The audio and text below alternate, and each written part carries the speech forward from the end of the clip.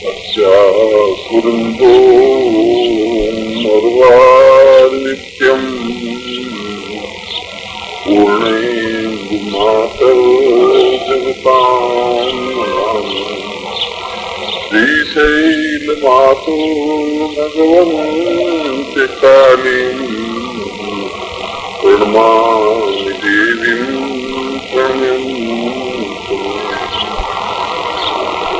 मैं समस्त शक्तियों को नाश करने वाली और जीवन में सभी प्रकार से अद्भुतान देने वाली माँ काली की शरण में उनसे याचना करता हूँ कि ये सभी शिष्य जीवन में पूर्णता और सफलता प्राप्त करें, ऐसा ही आशीर्वाद है। महाविद्याओं में श्रेष्ठ भगवती महाकाली ये साधना शिविर का तीसरा दिन है। यह पहला दूसरा और तीसरा दिन तो उनके अन्वय को, मंत्र को, आयुध को, स्वरूप को समझने के लिए, प्राण प्रतिष्ठा आदि के लिए है। और पिछले 4 दिन मंत्रात्मक और मंत्रात्मक सफलता सिद्धि और किस प्रकार से वह आत्मनिष्ठ हो सके उसके लिए पूर्वार्ध और उत्तरार्ध। आज इसकी प्राण प्रतिष्ठा योग जो कि अत्यधिक जरूरी है वह मैं पहले आपको समझा रहा हूं। प्राण प्रतिष्ठा से तात्पर्य यह है कि किसी भी मूर्ति या चित्र या यंत्र अपने आप में कोई विशेष प्रभाव युक्त नहीं होता है। मनुष्य भी अपने आप में प्रभाव युक्त नहीं होता है। यदि केवल शिष्य या केवल व्यक्ति स्व शरीर स्व प्राण विद्यमान है तब भी वह प्राण प्रतिष्ठा युक्त, जैसा कि मैंने बताया कि दीक्षित या दीक्षा युक्त नहीं है, उसमें विशेष शक्ति का संचार नहीं है, तब तक उसकी ऊर्ध्वगामी प्रक्रिया या जीवन में ऊंचा उठने की जो प्रक्रिया होनी चाहिए वो नहीं हो पाती। जीवन में 2 स्थितियां हैं। हमारे शरीर के 2 भाग हैं। नाभि से नीचे का सारा भाग ग्रस्त भाग है, निम्न भाग है, और उन अंगों का उपयोग करने से मनुष्य ज्यादा से ज्यादा ग्रस्त, ज्यादा से ज्यादा सांसारिक प्रपंचों में उलझता है। नाभि से ऊपर का सारा भाग ऊर्ध्व चेतना युक्त कहलाता है और ऊपर का भाग जागृत होने से व्यक्ति ऊर्ध्वमुखी बनता है, प्राणस चेतना युक्त बनता है, ब्रह्मांड साधना में युक्त बनता है और ब्रह्ममय बनता है। व्यक्ति की दोनों प्रवृत्तियां हैं। निम्न प्रवृत्तियां बिना प्रयास के संभव है और नाभि से ऊपर की प्रवृत्तियों के लिए विशेष ज्ञान, विशेष मार्गदर्शन, विशेष अध्ययन और विशेष अध्येता की जरूरत है। हम जो ये साधना में बैठे हैं ये ऊर्ध्वमुखी साधना के लिए है, जीवन को अभ्युत्थान देने की साधना के लिए है, जीवन को ऊंचा उठाने की साधना के लिए है। इसलिए चाहे आपके सामने किसी भी प्रकार की साधना हो, यदि केवल मूर्ति ही कोई ताकतवान होती तो जयपुर में 300 घराने ऐसे हैं जो मूर्तियों का निर्माण करते रहते हैं और सैकड़ों लक्ष्मी की मूर्तियां उन्होंने बनाई होंगी और बेची होंगी। यदि मूर्ति ही कोई ताकतवान हो तो उनके घर में 20 लक्ष्मी की मूर्तियां, 30 लक्ष्मी की मूर्तियां तो हर समय विद्यमान रहती हैं। हमारे घर में तो पूजा स्थान में 1 लक्ष्मी की मूर्ति रहती है या मंदिर में 1 लक्ष्मी की मूर्ति होती है, मगर वे जीवन भर दरिद्री के दरिद्री बने रहते हैं, लाते हैं, कमाते हैं और खाते हैं, संपन्न नहीं हो पाते। मूर्ति अपने आप में संपन्नता नहीं दे सकती। मूर्ति वहां से खरीद करके जब मंदिर में स्थापित करते हैं तो विशेष मुहूर्त में विशेष मंत्रों से उसमें प्राण प्रतिष्ठा करते हैं और विशेष प्राण प्रतिष्ठा युक्त होने पर ही उस मूर्ति में वह चमत्कार या वह विशेषता आ पाती है जिसकी वजह से उसके अध्ययन से, उसकी सेवा से, उसकी साधना से व्यक्ति संपत्तिवान बन सकता है। इसलिए विश्वामित्र संहिता में एक प्रमाण दिया है कि किस प्रकार से हम ये अनुभव करें। आप इसको समझें, किस प्रकार से अनुभव करें कि यह मूर्ति में प्राण प्रतिष्ठा हुई है या नहीं हुई है।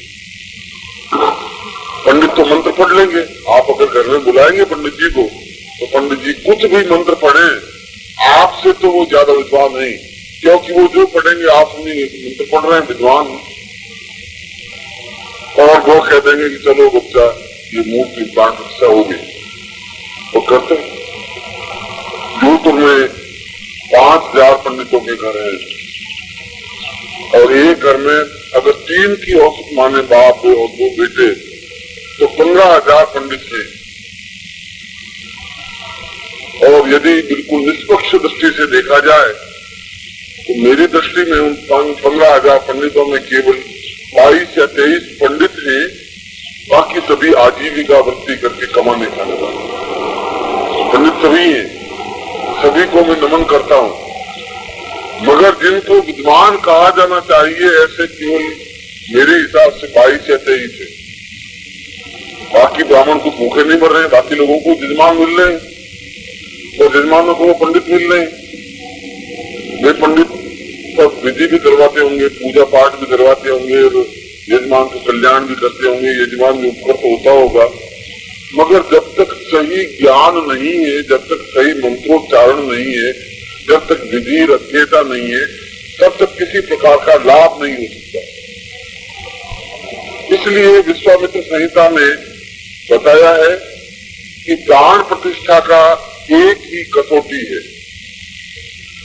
कि मूर्ति को या चित्र को या यंत्र को रख दिया जाए और उससे 6 फीट की दूरी पर एक बड़ा शीशा रख दिया जाए मुंह देखने का, बीच में एक पर्दा लटका दिया जाए मलमल का, मलमल के पर्दे के उस तरफ शीशा हो बीच में 3 फुट की दूरी पर, और इधर पंडित बैठ जाए, वो मूर्ति रख दे, यजमान भी बैठ जाए और फिर प्राण प्रतिष्ठा पंडित जी करे और पूर्ण प्राण प्रतिष्ठा प्रयोग होने के बाद जो ही प्राण प्रतिष्ठा का अंतिम मंत्र उच्चारण हो उस समय वह पर्दा हटा दिया जाए और पर्दा हटाते ही अगर वो शीशा टूट करके गिर जाता है, दड़क जाता है उसके तेज के प्रभाव से, तो समझना चाहिए कि प्राण प्रतिष्ठा हुई। और यदि ऐसा नहीं होता है तो केवल शब्दों की लफाजी हुई है, प्राण प्रतिष्ठा नहीं। यह एक कसौटी है। आज के युग में भी यह कसौटी उतनी ही मान्य है जितनी आज से 100 साल पहले मान्य थी। उसमें स्फटिक शिला रखते थे, शीशा मुंह देखने का रखते नहीं थे। तो आज को शीशा जो संवेदनशील हो भला, जिससे हम तुरंत अनुभव कर सके, ये सीधी सादी कसौटी। यही कसौटी यजमान को जब बिठाया जाता है यज्ञ में या गुरु जब शिष्य को बिठाता है साधना में, तब उसको भी प्राण प्रतिष्ठा युक्त करते हैं। आप इस समय जो है वे प्राण युक्त नहीं है, जीव युक्त है। जीवन तो है आप में, प्राण चेतना नहीं है। प्राण चेतना बिल्कुल एक ऊर्ध्वगामी प्रवृत्ति है, जीव चेतना अधोगामी प्रवृत्ति है। जब जीव शरीर में होता है तब उसके मन में अधोगामी प्रवृत्तियों की भावना ज्यादा रहेगी। यह मेरा पुत्र है, ये मेरी पत्नी है, ये मेरा घर है, ये मेरा मकान है, मुझे ऐसा करना है, ऐसा नहीं करना है, ये पैसा कमाना है, इस तरह से करना है। केवल 24 घंटों में 23.5 घंटे इसी में चिंतन में आदमी लीन रहता है। ऐसे व्यक्ति जीव युक्त प्राणी कहलाते हैं। और जिनमें ऊर्ध्व चेतना होती है, साधना तक प्रवृत्ति होती है। ऐसे गृहस्थ हैं जो हरदम उनकी आंख में आंसू टपकते रहते हैं, चिलमिलाते रहते हैं कि गुरुजी क्या करूं, मैं कैसे साधना करूं, तो उनको तरीका ऐसा बताइए, मुझे छुट्टी नहीं मिल रही है, व्यापार में अवकाश नहीं मिल रहा है, मगर मेरी इच्छा है केवल साधना करूं। उनकी भी पत्नी है, बच्चे हैं, सब कुछ है, मगर भावना और चिंतन ये है। और जिनमें ऐसी भावना और चिंतन है वे प्राण चेतना युक्त है। यदि जीव युक्त ही व्यक्ति हो तो उसको प्राण चेतना युक्त बनाना जरूरी है।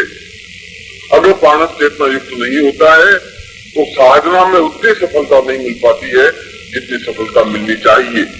इसलिए प्राण चेतना मूर्ति में भी जरूरी है, यंत्र में भी जरूरी है, शिष्य में भी जरूरी है, आप में भी जरूरी है।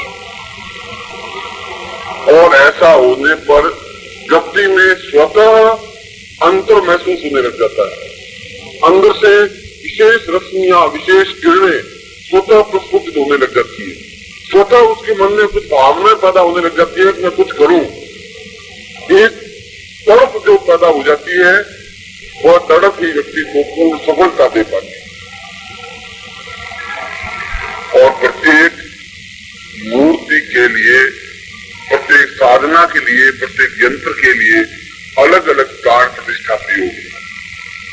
सैकड़ों मूर्तियां हैं, सैकड़ों देवी देवता हैं, तो सैकड़ों प्राण प्रतिष्ठा प्रयोग है।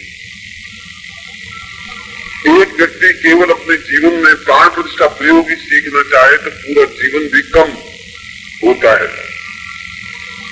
मगर फिर भी काली तंत्र में एक विशेष प्रयोग दिया है और यह वशिष्ठ प्रणीत काली तंत्र है। वशिष्ठ ऋषि ने एक ऐसा प्राण प्रतिष्ठा मंत्र दिया है जो प्रत्येक यंत्र के लिए, प्रत्येक मूर्ति के लिए समान रूप से उपयोगी। मैं उस गोपनीय प्राण प्रतिष्ठा प्रयोग को आपके सामने स्पष्ट कर देता हूं जो कि आपके लिए उपयोगी है। वह चाहे आप भैरव साधना करें, चाहे आप यक्षिणी साधना करें, चाहे महादेव साधना करें, चाहे शंकर साधना करें, चाहे लक्ष्मी साधना करें, साधना से पूर्व अपने आप में भी प्राण चेतना की जाए उसी मंत्र से, और उस यंत्र में भी प्राण चेतना की जाए, और सामने चित्र हो या मूर्ति हो तो उसमें भी प्राण चेतना की जाए। यह अपने आप में एक अद्भुत प्राण प्रतिष्ठा मंत्र है जो कि प्रत्येक प्रकार की देवी देवता मूर्ति चित्र में समान रूप से उपयोगी है। ललिता काली का प्राण प्रतिष्ठा प्रयोग बिल्कुल अलग है, रीम बीज से है, लक्ष्मी का रीम बीज से है, हनुमान का ऊन बीज से है, सभी के लिए अलग अलग बीज युक्त प्राण प्रतिष्ठा प्रयोग है। मगर एक विश्वामित्र वशिष्ठ ने अपने शिष्यों के अनुरोध पर एक विशेष मंत्र की रचना की, उस विशेष प्राण प्रतिष्ठा प्रयोग को प्रारंभ किया और उन्होंने इसको अनुरोध किया। उन्होंने देखा कि यह मंत्र लक्ष्मी साधना में लिए उतना उपयुक्त है जितना कि कृष्ण की साधना के लिए उपयुक्त है, जितना कि शिव की साधना के लिए उपयुक्त है, जितना कि ब्रह्म की साधना के लिए उपयुक्त है, जितना कि आत्म साधना के लिए उपयुक्त। उस मंत्र को मैं आपके सामने स्पष्ट करता हूं। उस मंत्र को आप समझ रहे हैं कि किस प्रकार से उसके माध्यम से प्राण प्रतिष्ठा प्रयोग किया जाना चाहिए। कल से जब आप साधना में बैठे तो सबसे पहले स्वयं आत्म प्राण प्रतिष्ठा करें, फिर यंत्र प्राण प्रतिष्ठा करें। यद्यपि ये यंत्र आपको प्राण प्रतिष्ठा युक्त दिए हुए हैं, फिर भी अभ्यास के लिए। और यदि आपके सामने काली की मूर्ति या चित्र है तो उसमें प्राण प्रतिष्ठा इसी मंत्र से करें जो मैं मंत्र आपको दूंगा। इस मंत्र का प्रारंभ चेतना मंत्र से होता है जो मैं सर्वमान्य मंत्र बता रहा हूं और जो आपको किसी काली पुस्तक में नहीं है, केवल काली तंत्र है, वशिष्ठ प्रणीत तंत्रोक्त प्रकार है। और उसमें भी पूर्वार्थ में, पूर्व खंड में इस प्रयोग को किया हुआ है। पूर्व में चेतना मंत्र जब दीक्षा दी जाती है तो शिष्य में चेतना मंत्र को सूचित किया जाता है।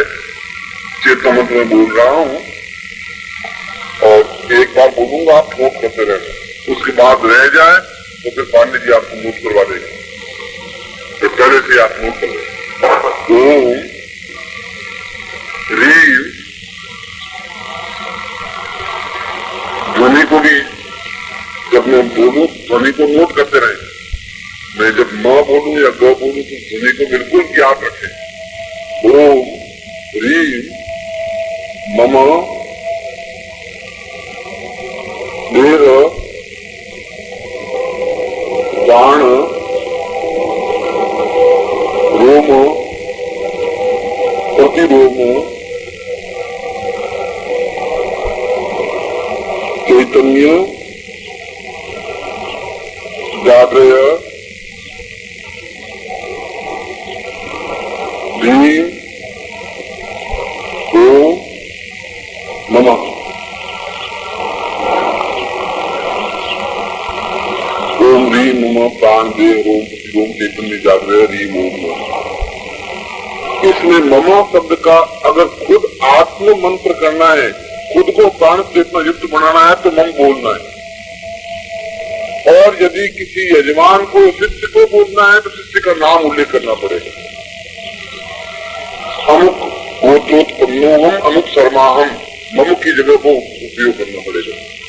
जैसे गुरु के अगर आपकी प्राण चेतना मुझे करनी है, यदि आप खुद कर रहे हैं तो मम शब्द सही है, मम का मतलब मेरा, और यदि मुझे आपकी प्राण चेतना करनी है तो मम की जगह वशिष्ठ गोत्रोत्पन्नोहम हरिकिशन शर्माहम या हरिजन शर्मा, इस प्रकार से बोलना पड़ेगा। हालांकि आपको अभी गुरु बनने में देरी है, इसकी जरूरत नहीं है, आप मम शब्द को जान लें। और इस चेतना मंत्र के बाद प्राण प्रतिष्ठा मंत्र,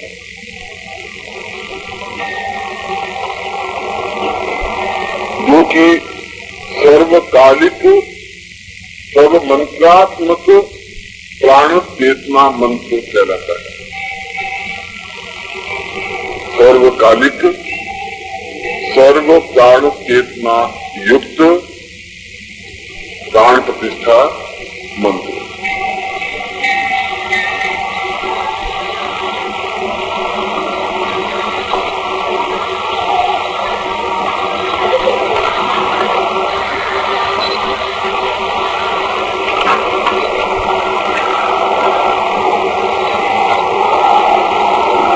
इसको मंत्र को समझने से पहले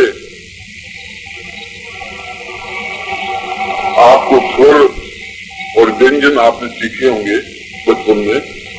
12 स्वर है, अ आ ई उ ए आई ओ औ अं स, ये तो याद है। और फिर व्यंजन है क ख ग घ ड़ च छ ज झ ञ स थ द ढ ण प फ द ढ़ म प फ ब भ म य र ल व स स ह चित्र नहीं, ये स्वर व्यंजन का इनको उपयोग पड़ेगा, इसलिए मैंने ये उच्चारण समझाया। इसमें प्रत्येक अक्षर के साथ में पहले विनियोग लिख दीजिए। ओम अस्य, विनियोग का मतलब है आपने जल लेकर के छोड़ना, इसमें क्या कार्य करने जा रहा। ओम अस्य अमुक प्राण प्रतिष्ठा मंत्रस्य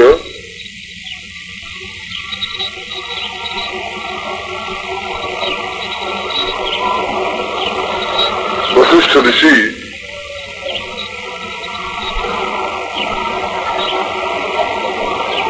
ऊर्ध्व छंद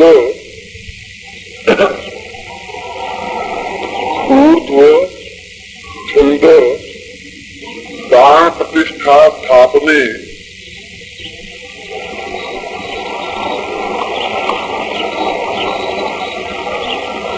विनियोग।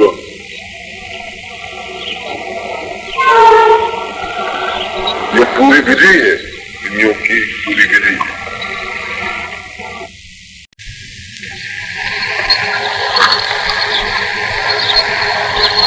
अपने मूल मंत्र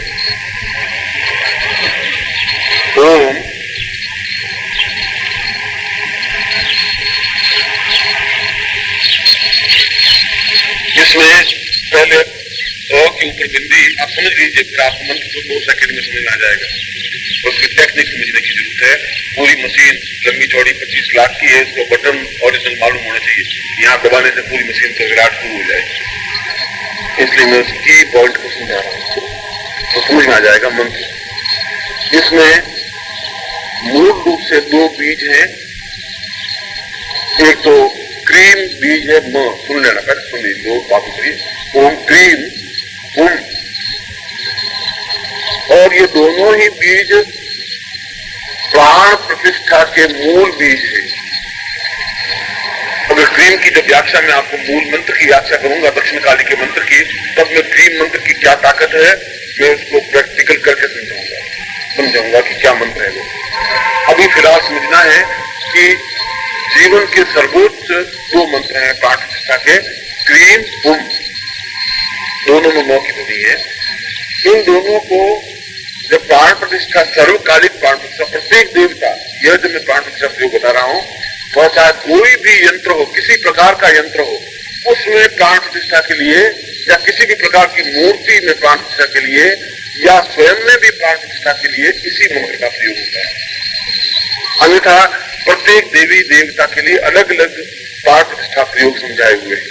अलग विनियोग है, अलग ऋषि है, अलग मंत्र है, अलग छंद है और अलग प्रणीता है। यह सभी के लिए समान रूप से उपयोगी है। इसलिए जब भी आप साधना करें तो आप इस प्रयोग को करके देखें, आपको खुद को डिफरेंस मिले।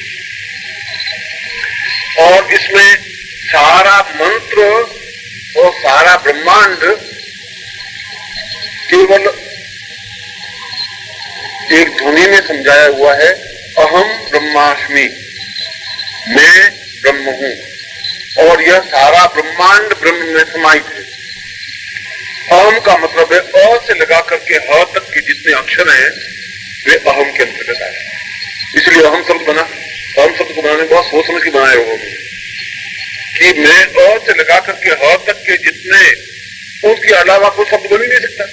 जितने अक्षर है संसार की सारी भाषाओं में, अंग्रेजी, फ्रेंच, तिब्बत, मलयालम, हिंदी, उन सब में इन्हीं अक्षरों का प्रयोग होता है। चाहे बी बोलो, चाहे ब बोलो, चाहे अक्षर तो एक ही है। या अलीफ बोलो या अलीफ बे पे ते टे से, उर्दू में बोलो तो भी अक्षर तो अलीफ में अ बोलना पड़ेगा। अलीफ में भी अ शुरू होगा, हिंदी में भी ओम से शुरू होगा, अंग्रेजी में ए से शुरू होगा। है अक्षर करीब एक ही वर्ण से, तो अ से शुरू है तो अ से शुरू है। संसार की सारी भाषाओं के अक्षर अ से शुरू है। एक क्रम है। अगर इसको गहराई के साथ देखेंगे तो उर्दू में भी अगर आप देखेंगे तो वो दूसरा अक्षर पहले नहीं है, पहले अलीफ है, फिर बे, फिर पे ते टे से चे चेम चे उर्दू पढ़ेंगे। अगर हिंदी पढ़ेंगे तो ओम से, संस्कृत पढ़े तो ओम से शुरू है, अ से। हिंदी पढ़ेंगे तो अ से शुरू है, अंग्रेजी पढ़ेंगे तो ए से शुरू है, वर्ण सारा अ से शुरू है। तो क्या महत्व है?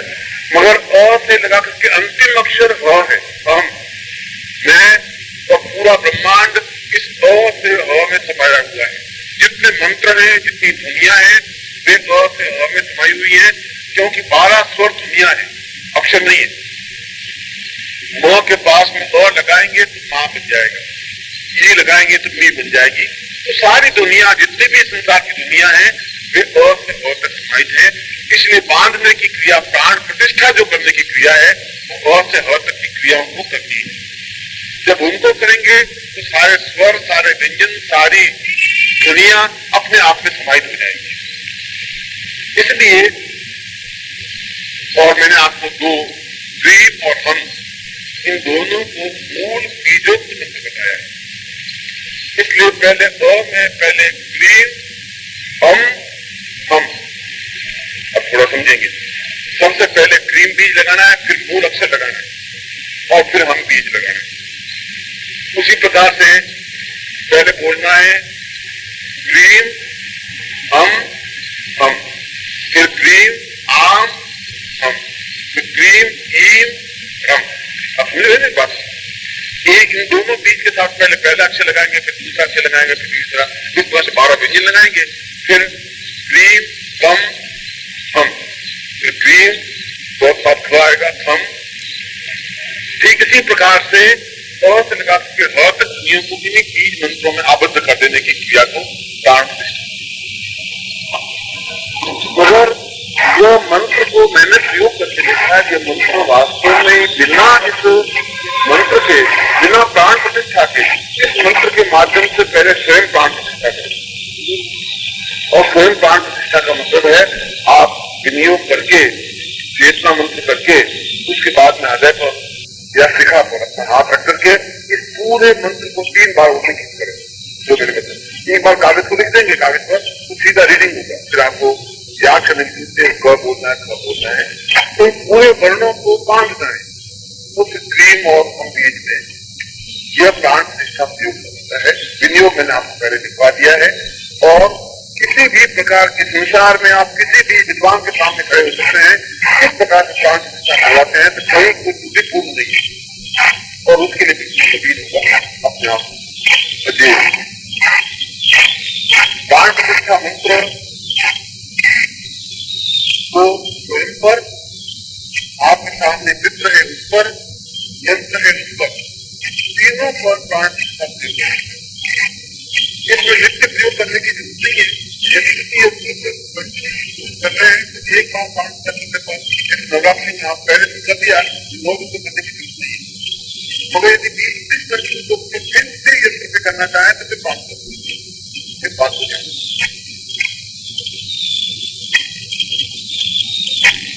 प्राण प्रतिष्ठा के 5 विधियों को और ध्यान रखना चाहिए, जो मैं मंत्र आपको कुछ समझ नहीं आया तो आप कुछ पूछ लें, किसी व्यक्ति को नहीं समझ पाए कोई बात नहीं, लिखना तो लिख लें, जब आप समझ में आ गया तो लिख लेंगे। स्वयं को तो शिखा पर आकर करके यंत्र पर अपना दाहिना उंगलियों को स्पर्श करते हुए यंत्र के मध्य भाग में इसका उच्चारण करना है और चित्र के भी मध्य भाग में स्पर्श करते हुए आपका शरीर का स्पर्श हो और फिर मंत्र प्रयोग। दूसरी बात, इसमें दीपक प्रज्वलित रहे, दीपक आपके दाहिने हाथ की ओर, एक दीपक हो ये 5 से प्रयोग करें दाहिने हाथ।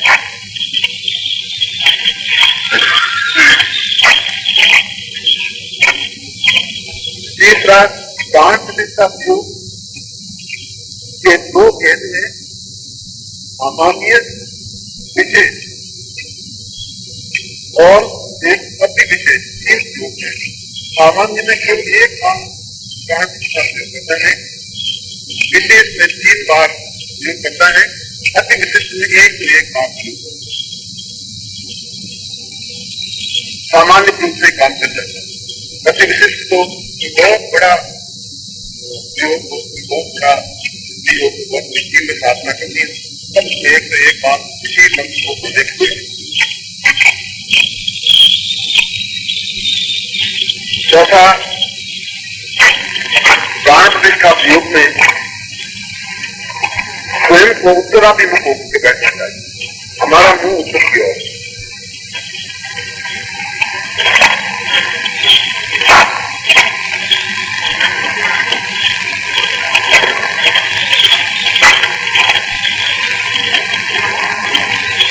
और 5वां, प्राण प्रतिष्ठा प्रयोग से पूर्व गुरु अनुमति या गुरु की पूजन या जो भी आपके इष्ट की पूजन हो, यदि आपका कोई गणपति इष्ट हो तो गणपति इष्ट की पूजन करके, गुरु हो तो गुरु की पूजन करके उसके बाद में प्राण प्रतिष्ठा प्रयोग गुरु की साक्षी में। प्रातः काल मैंने आपको प्राण प्रतिष्ठा प्रयोग बताया था, आत्म प्राण प्रतिष्ठा प्रयोग भी बताया था। और आत्म प्राण प्रतिष्ठा प्रयोग का तात्पर्य यह था कि मैं जीवमय हूं, मैं प्राणमय बन सकूं। पहली बार चेतना मंत्र आपको बताया था, ओम ह्रीं प्राण दे रूप